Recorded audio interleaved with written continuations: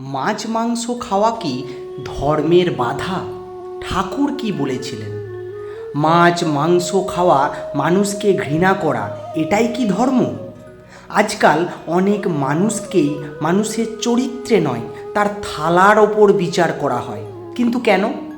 শ্রী রামকৃষ্ণদেব কি কখনো তার ভক্তকে তার খাবার দেখে গ্রহণ করেছিলেন?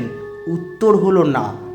ঠাকুরের কাছে সবচেয়ে বড় কথা ছিল ঈশ্বরের জন্য আন্তরিক ব্যাকুলতা।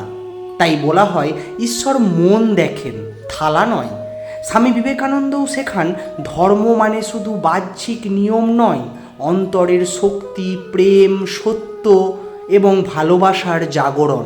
তাই ভাবুন, একজন নিরামিষভোজী যদি অহংকারী হন আর একজন আমিষভোজী যদি সত্যবাদী, দয়ালু এবং ঈশ্বর ভক্ত হন, তবে প্রকৃত ধর্ম কার মধ্যে?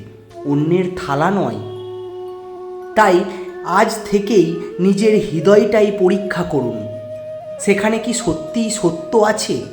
সেখানে কি প্রেম আছে? সেখানে কি ঈশ্বরের জন্য আকুলতা আছে? সেখান থেকেই শুরু হয় প্রকৃত ধর্ম।